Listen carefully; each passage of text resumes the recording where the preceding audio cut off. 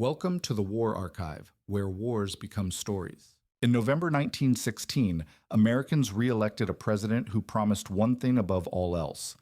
The United States would stay out of Europe's war. At the time, that promise did not sound naive. American exports were rising, factories were running at full capacity, and no foreign army threatened American soil. The war was brutal, but it was still an ocean away. 5 months later, the United States declared war on Germany. This was not the result of a single outrage or a sudden change of heart. It was the outcome of a position that had quietly accumulated risks it could no longer contain. This is the story of how staying out of the war stopped being possible. When the First World War began in August 1914, the United States reacted without urgency. European powers mobilized millions of men, but in Washington the conflict registered as distant and familiar.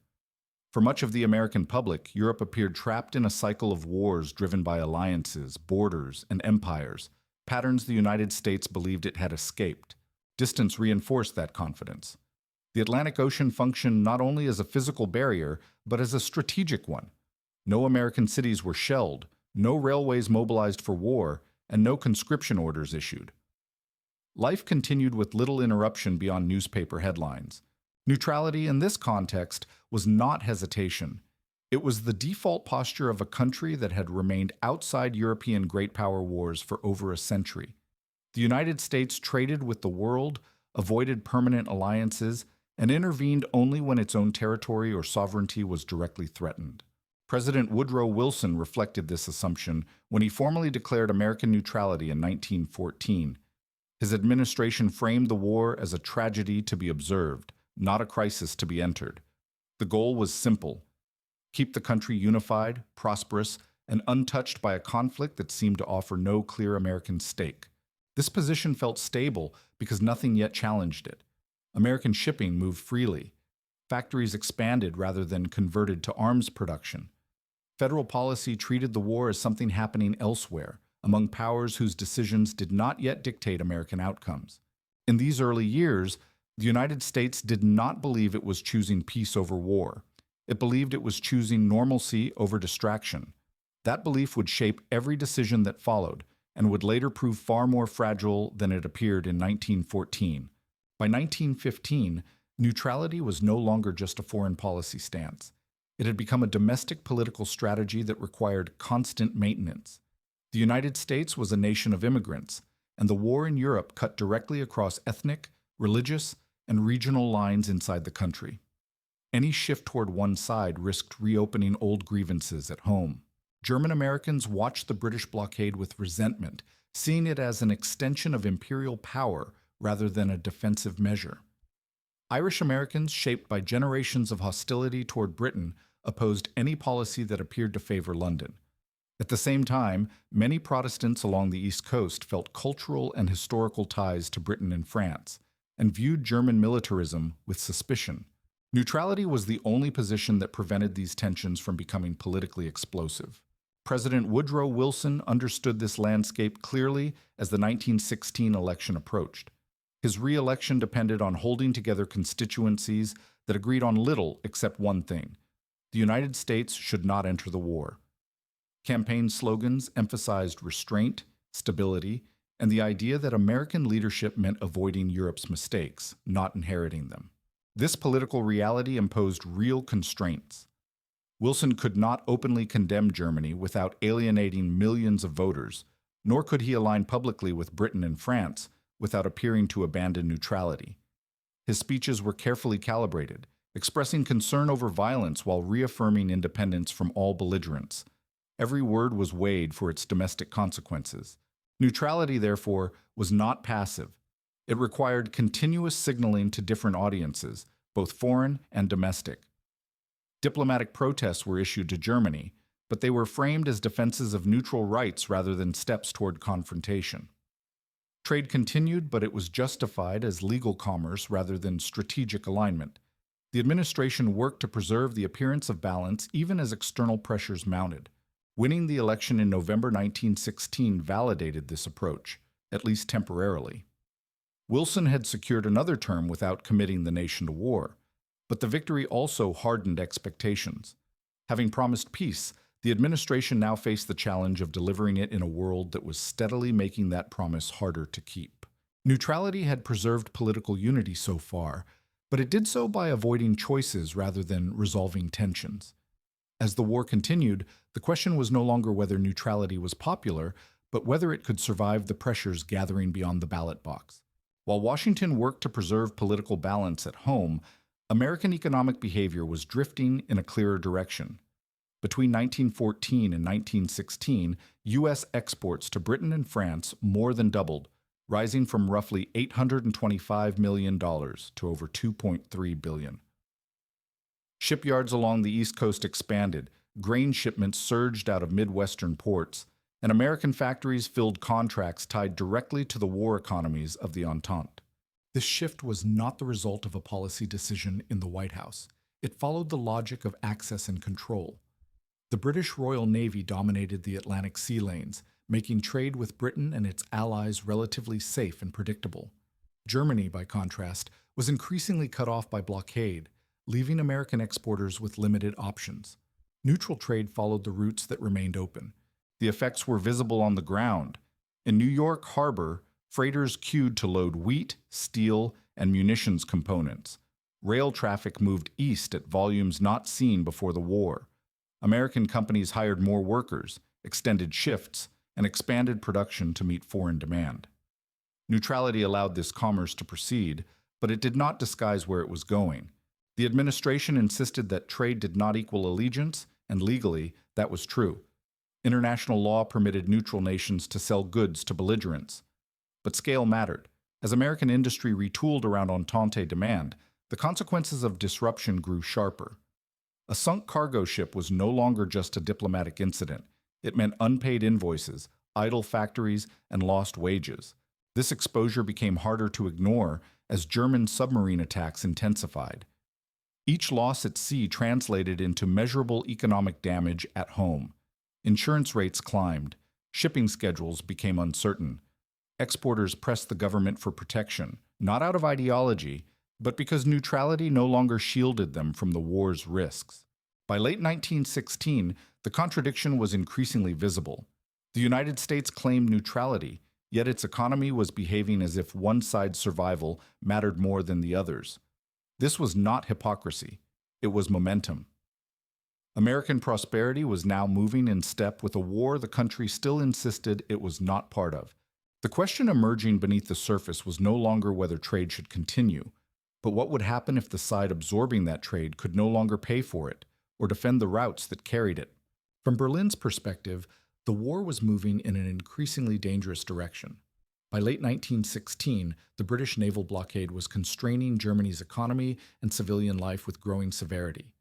Imports of food and raw materials had fallen sharply, and shortages were becoming visible in German cities.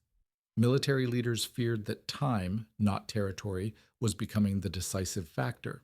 Germany's surface fleet could not break the blockade. That left one instrument capable of bypassing British naval dominance: the submarine. Unrestricted submarine warfare offered a way to strike directly at Britain's supply lines, targeting merchant shipping rather than warships. The strategy aimed to collapse Britain's economy before its armies, or its allies, could prevail on land. This was not a reckless impulse. It was a calculated gamble made under pressure. German planners estimated that sinking enough tonnage, fast enough, could force Britain to seek peace within months. They also calculated that even if the United States entered the war, American mobilization would take too long to matter. In their view, delay was more dangerous than escalation.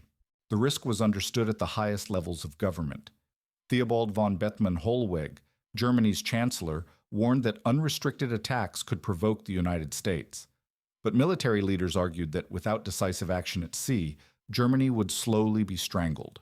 By early 1917, the argument shifted from whether the risk was acceptable to whether any alternative remained. When Germany announced the resumption of unrestricted submarine warfare in January 1917, it transformed the Atlantic. American merchant vessels were no longer operating in a distant conflict zone.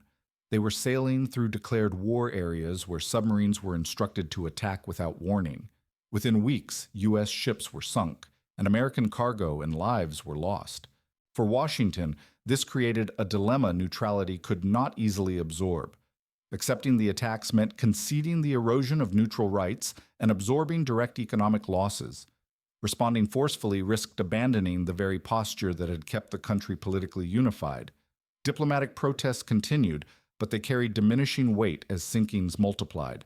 Germany's decision was meant to end the war quickly by breaking Britain's endurance. Instead, it placed the United States in the path of a strategy that treated neutral commerce as expendable. What began as a European naval calculation now directly tested whether American neutrality had any practical meaning left at sea. The resumption of unrestricted submarine warfare did not produce an immediate surge of enthusiasm for war in the United States. What it produced instead was fatigue. Each new sinking added to a growing sense that the country was being pulled into the conflict piecemeal, without decision or control. Neutrality no longer felt calm or stable. It felt reactive. Newspapers tracked the losses with increasing specificity. Cargo manifests were printed alongside casualty lists. Reports described American-owned ships sunk without warning, insurance rates spiking, and shipping schedules collapsing. These were not ideological stories. They were logistical ones, and they landed differently with readers whose livelihoods were now visibly affected. Public debate began to shift in tone. The question was no longer whether the war was Europe's fault, but whether American policy was protecting American interests. Editorials that once urged restraint now asked how long neutral rights could be violated without response. The argument was less moral than practical. If neutrality could not prevent losses, what exactly was it preserving? This shift reached Washington through pressure rather than protest. Shipping firms lobbied the administration for protection. Exporters warned of canceled contracts and layoffs. Members of Congress reported that constituents were no longer asking for peace at any cost, but for predictability.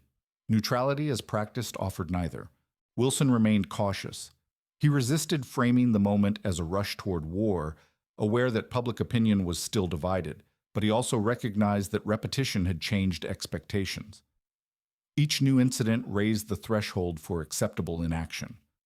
The country was not demanding intervention, but it was no longer willing to absorb unlimited risk in exchange for restraint. By early 1917, the political center of gravity had moved. War was still contested, but passivity was losing its legitimacy. The administration faced a narrowing set of options, not because outrage had peaked, but because tolerance had worn thin. Neutrality had not collapsed in a single moment. It was eroded through accumulation. In January 1917, Germany made a calculation meant to deter American intervention. Instead, it eliminated the last sense of distance separating the United States from the war. German Foreign Secretary Arthur Zimmerman authorized a diplomatic message to Mexico outlining a contingency plan. If the United States entered the war, Mexico would be encouraged to align with Germany, with the promise of support to reclaim territories lost to the United States decades earlier. The proposal was not operationally sound. Germany lacked the capacity to supply or coordinate a transatlantic war effort in North America, and Mexican leaders were in no position to provoke their powerful neighbor. But feasibility was not what made the message dangerous. Its significance lay in what it revealed about German assumptions, that the United States could be treated as a strategic obstacle, not a neutral bystander. When British intelligence intercepted the message and shared it with Washington, the effect was immediate. The publication of the telegram in American newspapers reframed the war overnight. The conflict was no longer about shipping lanes or trade disputes. It now appeared to include American territory, named explicitly in a European power's strategic planning. Public reaction was sharp, but not hysterical. The shock came from recognition rather than surprise. The telegram confirmed what unrestricted submarine warfare had already suggested. Neutrality no longer guaranteed exclusion. Even if the plan itself never materialized, the willingness to propose it suggested a future in which American security would be negotiated by others if the United States remained absent. Zimmerman did not deny the message. He acknowledged its authenticity, later explaining that Germany was fighting for survival and could not afford restraint. The admission mattered. It removed any remaining ambiguity about intent and made diplomatic de-escalation harder to defend politically. For the Wilson administration, the telegram collapsed a key argument for delay. Neutrality had been justified by distance and non-involvement. Now, distance had been bridged by a single document, and non-involvement appeared increasingly illusory. The issue was no longer whether the United States might be drawn into the war, but whether it would do so on its own terms, or after others had defined the risks for it. By early 1917, the United States was no longer exposed to the war only through trade and shipping. It was exposed through credit. American banks had become the financial backbone of the Entente war effort, extending loans that far exceeded anything contemplated when neutrality was first declared. What had begun as commercial finance had turned into systemic dependence. The center of this lending network was J.P. Morgan & Co., which acted as the primary purchasing agent for Britain and France in the United States. By the start of 1917, American financial institutions had arranged more than $2 billion in loans to the Entente, an unprecedented sum at the time. These funds underwrote weapons contracts, food shipments, rail transport, and industrial output across the American economy. This was not abstract money. The loans were tied to factories in Pennsylvania, steel mills in Ohio, and farms across the Midwest. If Britain or France were forced out of the war, repayment would not merely be delayed, it would likely collapse altogether. Defeated governments did not service foreign debts, and American banks understood that reality clearly. The risk was not confined to Wall Street. A cascade of defaults would spread through credit markets, threatening banks, employment, and tax revenues at a moment when the global economy was already under strain. For policymakers, this raised a stark question. Could the United States afford to remain neutral while carrying financial exposure that assumed an Entente victory? This concern did not mean bankers dictated foreign policy, but it did mean that the costs of inaction were no longer hypothetical. Neutrality now involved accepting the possibility of a financial shock driven by decisions made overseas, decisions the United States could influence only by remaining outside the war. Inside the administration, the distinction between economic interest and national interest began to blur. Credit tied American stability to the war's outcome in ways trade alone never had. The country was no longer merely supplying one side, it was underwriting its ability to continue fighting. By the spring of 1917, this reality narrowed the range of acceptable outcomes. An Entente defeat would not simply redraw European borders, it would leave the United States exposed to a financial reckoning it had neither planned for nor controlled. Neutrality had postponed responsibility, but it had not eliminated risk, it had concentrated it. By the spring of 1917, American decision-makers were no longer focused solely on the risks of the present. They were increasingly concerned with the shape of the world that would emerge after the war ended. The question was no longer whether the United States could stay out, but what it would be left to deal with if it did. Britain, for all its imperial power, represented a known quantity. Its financial system, naval dominance, and political institutions were familiar to American leaders who had built trade and diplomacy around them for decades. A post-war world in which Britain remained a major power was predictable, even if not always comfortable.